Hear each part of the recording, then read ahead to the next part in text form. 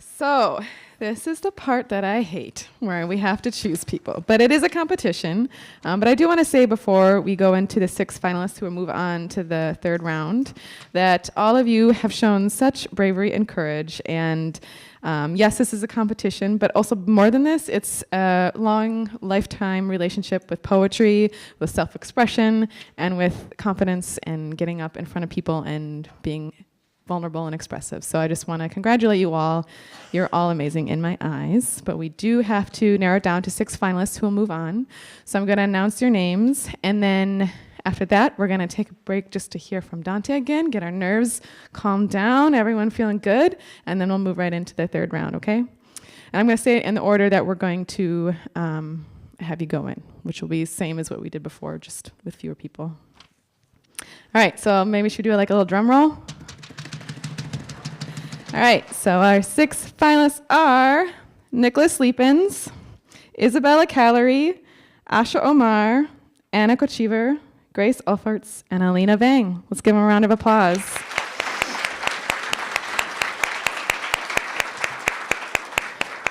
All right, so now we're going to break and have Dante Collins come back to the stage.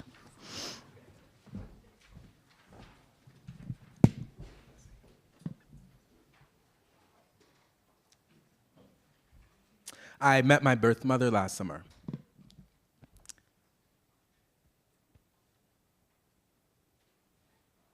Hushed in a lilac gown, you dare show up in your body. You did not appear fog-cloaked and cradling the Atlantic, not moon-spun and soaked in champagne shells. You did not brilliantly float in above the hardwood, rain-haired and singing, nor did you ascend like sweet smoke from damp firwood. Not moon-bathed or beaded with stars. You did not unfold one lucent bone at a time from beneath my tongue. Bewildered to my younger drafts, you not thunder mumbling my name. You not the slick morning field or the blue jay's dire call. You did not emerge moss-covered and hatching. No gold or remorseful God to help you down marble stairs. No, you used the door. No, you used the door. You want to know how I have been. How have you been? You want a picture in the garden. You want a picture near the stove, the table, the back stairs. You want to stand in the middle. Smile, smile another. You are wearing 21 years of distance. You want a picture for every year. You want each picture sent to your phone. I am watching the saliva gather at the crease of your lips. I think of crawling inside. Linda, don't you know your bones are greedy moons tugging at the sea of my blood? At the sea of my blood, at the foot of the copper oak, at the bend in the autumn road, the boy names each departing leaf. The boy touches the bark and becomes it. The boy blooms a nest and waits. Translation, I looked at my hands. I thought the M mapping my palm stood for mother. A note she left saying, she'll be back, don't worry, silly I know. I was 7 and searching, sitting in therapy with no language for longing. You have a new mother, Dante. Look at your mother loves you. I don't believe him. I look away. I want to ask, where are you from when you are made almost entirely of leaving?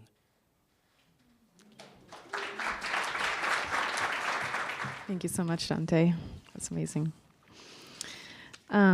So, are we ready for round 3? All right. So, on deck, we have Asha Omar. Up next, Isabella Callery. And right now, from St. Paul Academy and Summit School, Nicholas Leapins. Let's give him a round of applause. Very Large Moth by Craig Arnold, after D.H.L. Your first thought when the light snaps on and the black wings clatter about the kitchen is a bat. The clear part of your mind considers rabies. The other part does not consider, knows only to startle and cower away from the slap of its wings. Though it is soon clearly not a bat, but a moth, and harmless. Still you are shy of it. It clings to the hood of the stove, not black but brown. Its orange eyes sparkle like televisions. Its leg joints are large enough to count. How could you kill it? Where would you hide the body? A creature so solid must have room for a soul. And if this is so, why not in a creature half its size or half its size again, and so on, down to the ants? Clearly, it must be saved. caught in a shopping bag and rushed to the front door, afraid to crush it, feeling the plastic rattle.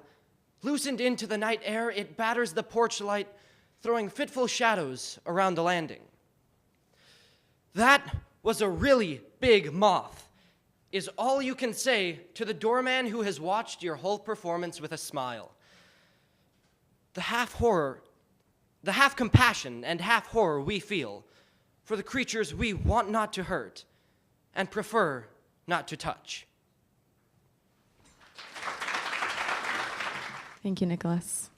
I was notified that in the audience we have a past two-time Poetry Out Loud champion, so I just want to acknowledge Tandy Seasway, Jackson Nisam over here. And I just think it's really fun to see alumni come back and really support this program. So thank you, Tandy Seasway. All right. So on deck, we have Anna Kochivar. Up next, Asha Omar. And right now, from Arcadia Charter Schools, we have Isabella Callery. Let's welcome Isabella. Thoughtless Cruelty by Charles Lamb. There, Robert, you have killed that fly. And should you 1,000 ages try the life you've taken to supply, you could not do it. You surely must have been devoid of thought and sense to have destroyed a thing which no way you annoyed. You'll one day rue it. 'Twas but a fly, perhaps you'll say, that's born in April, dies in May, that does but just learn to display its wings 1 minute, and in the next is vanished quite. A bird devours it in his flight, or come a cold blast in the night, there's no breath in it.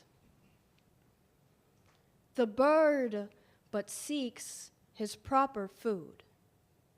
And Providence, whose power endued that fly with life when it thinks good, may justly take it. But you have no excuses for it. A life by nature made so short, less reason is that you, for sport, should shorter make it. A fly, a little thing you rate, but Robert, do not estimate a creature's pain by small or great. The greatest beings can have but fibers, nerves, and flesh, and these, the smallest ones possess, although their frame and structure less escape our seeing. Thank you, Isabella. All right, so back to recommendations. So my coworker Lynn recommends the New Yorker Poetry Podcast with Kevin Young. And it's Kevin Young with a guest poet every time who they discuss a poem from the New Yorker archive and then one of the guest's poems. So she says that's wonderfully instructive and enriching. All right, feeling ready? Okay. So, find my place here. On deck, we have Grace Elferts. Up next, Anna Kochivar. And right now, we have Asha Omar from UBA Medical Academy. Let's welcome Asha. Let the Light Enter by Frances Ellen Watkins Harper. The dying words of Goethe.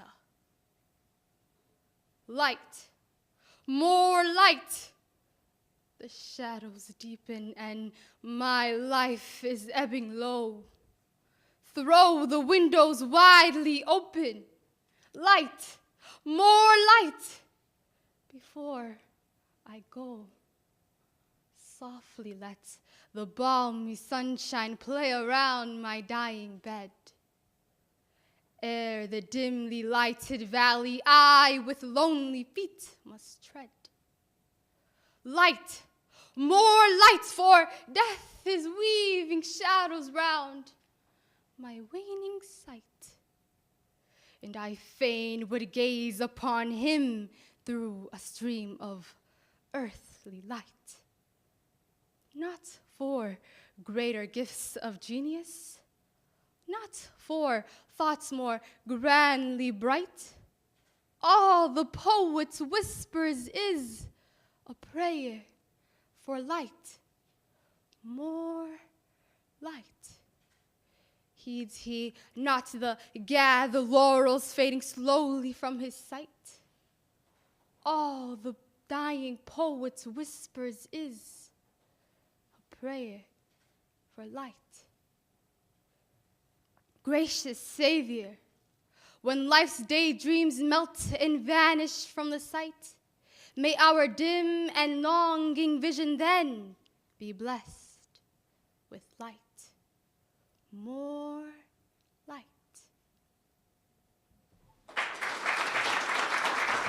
Thank you, Asha. I haven't heard any of these poems yet either, so this is the first time we'll have the third round, so this is really exciting to hear what you all have chosen. Moving right along. This is like the lightning speed round. Okay, so on deck we have Alina Vang, up next Grace Alferts, but right now we have Anna Kochever from Arcadia Charter School. Let's welcome Anna.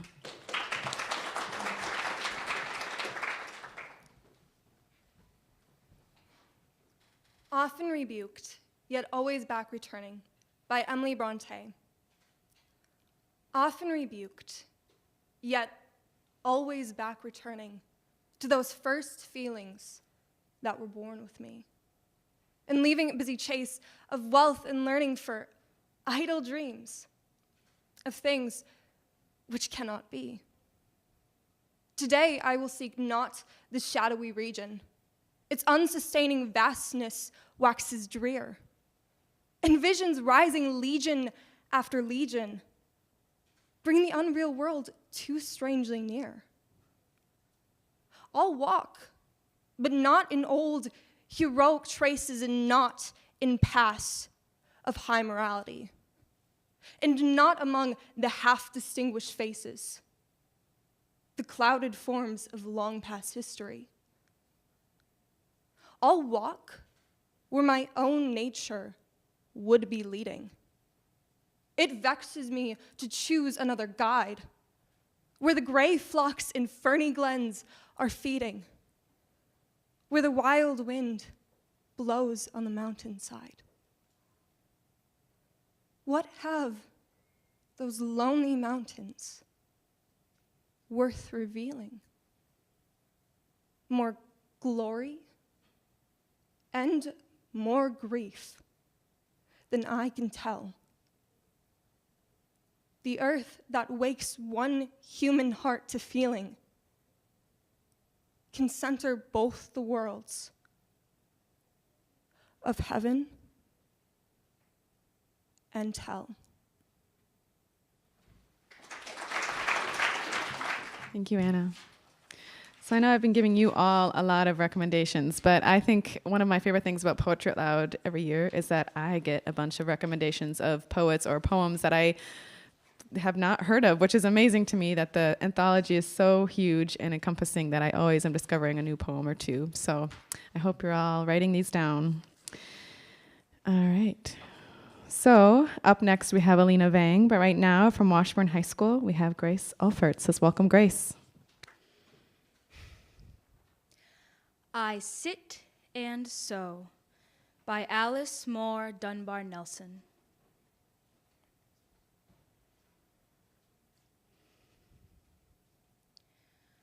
I sit and sew, a useless task it seems. My hands grown tired, my head weighed down with dreams. The panoply of war, the martial tread of men, grim-faced, stern-eyed, gazing beyond the ken of lesser souls, whose eyes have not seen death, nor learned to hold their lives but as a breath, but I must sit and sew.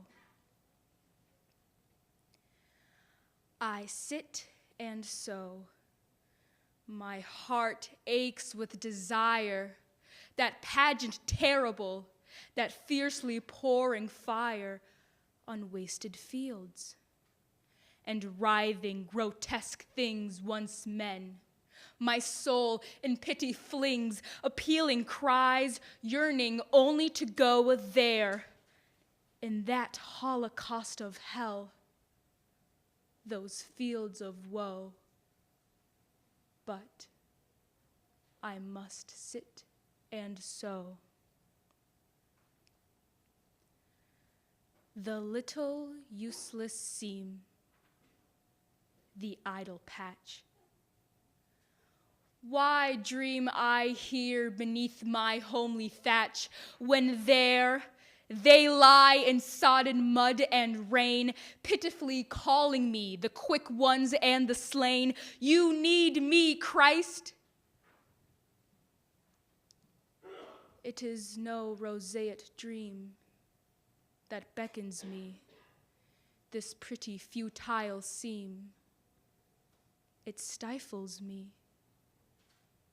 God, must I sit and sow?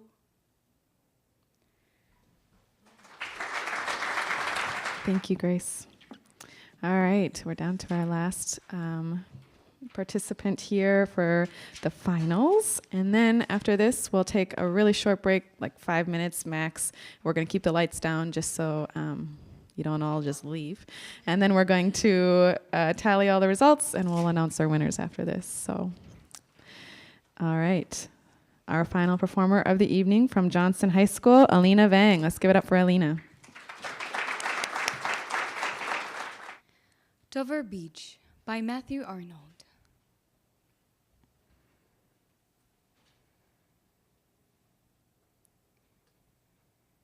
The sea is calm tonight. The tide is full. The moon lies fair upon the straits. On the French coast, the light gleams and is gone. The cliffs of England stand glimmering and vast out in the tranquil bay. Come to the window. Sweet is the night air, only from the long line of spray where the sea meets the moon-blanched land. Listen. You hear the grating roar of pebbles which the waves draw back and fling at the return up the high strand.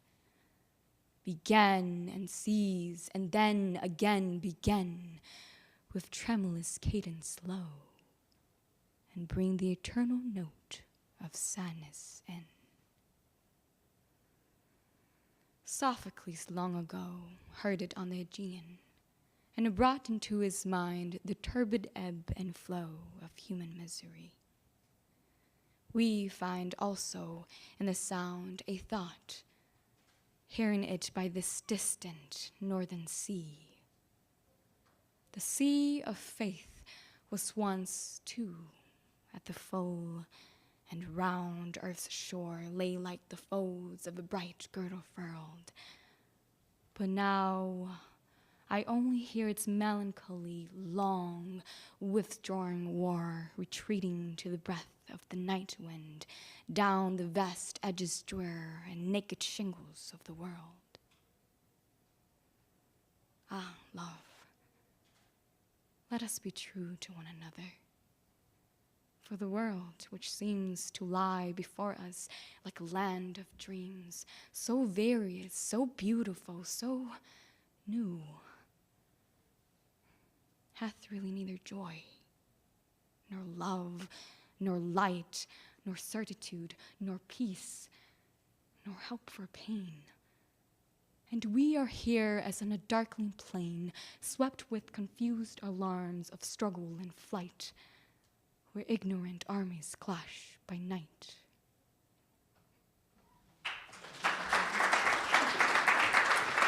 Thank you, Alina. Let's give another round of applause for all round 3 competitors.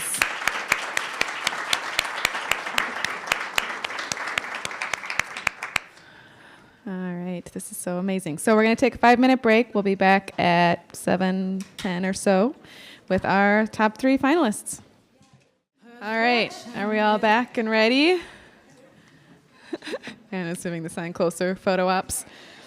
So first of all, I want all of the 12 participants to come through, and we're going to give you the Guthrie passes and tote bags. So if everyone can stand up, get in line, come over here, and we're going to give you another round of applause because you all are amazing.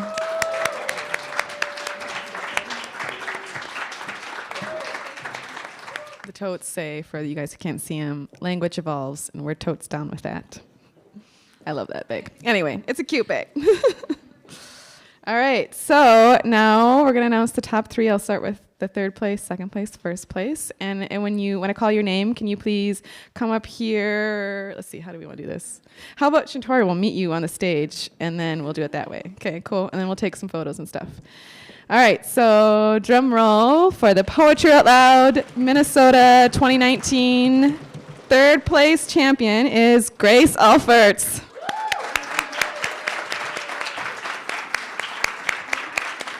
Congratulations, Grace.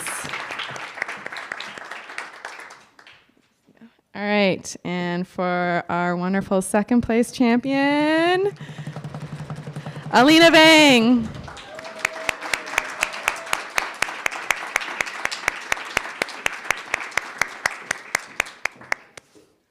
Congratulations. All right, the moment we've all been anxiously awaiting for. I think we need to take like a breath or something. Everyone, inhale, exhale. All right, cool. All right, drum roll for our Minnesota State Champion 2019 Poetry Out Loud, Isabella Callery.